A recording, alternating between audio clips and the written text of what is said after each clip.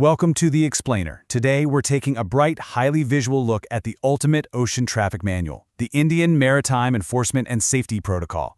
You know, if you've ever looked out at the vast open ocean and wondered how it doesn't just evolve into total chaos with thousands of massive ships crisscrossing the globe every single day, well, you're in the right place. We're going to visualize exactly how order is maintained on the high seas, basically translating dense legal codes into a clear, easy-to-understand roadmap. Let's get right into it.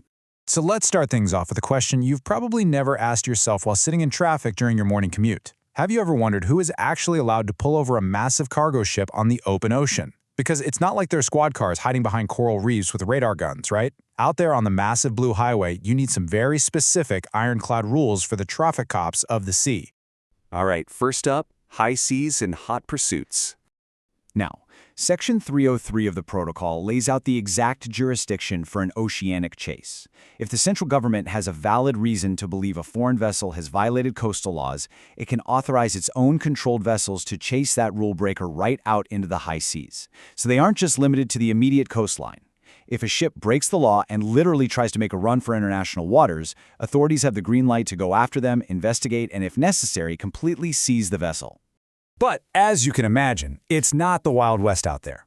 A hot pursuit actually follows a highly structured step-by-step dance. Step 1. Before pursuing the vessel into the high seas, the authorities absolutely must, as far as practicable, give the foreign vessel a clear signal to stop. That is the crucial first step. If the ship ignores that bright, unmistakable signal to halt, then we move to Step 2, the pursuit. That's followed by Step 3, the investigation, and finally Step 4, seizure. It's a very precise protocol. Moving on to our next concept, the flag of convenience. Out on the open water, a ship's flag is basically its passport. A legally flagged ship holds one clear, official nationality. But a stateless vessel is a bit of a tricky situation.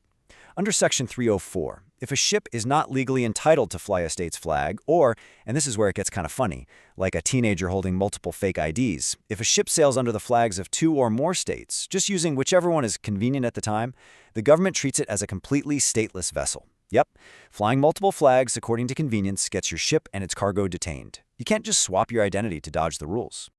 Okay, let's bring it closer to shore with port entry and safety rules.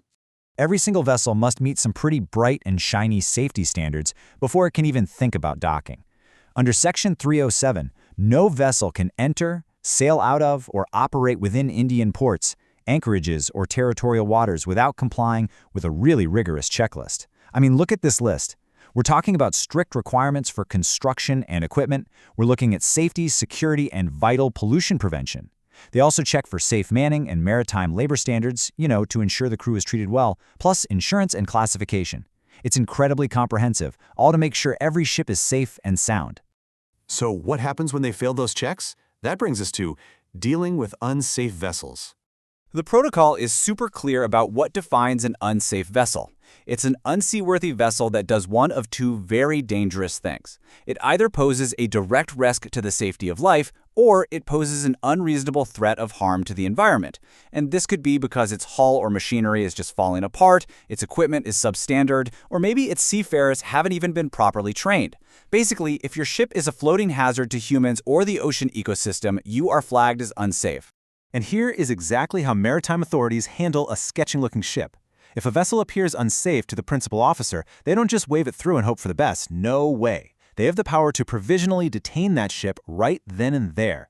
The ship is held so that an official surveyor can come aboard, conduct a thorough inspection of all those safety standards we just talked about, and then report their findings directly back to the principal officer.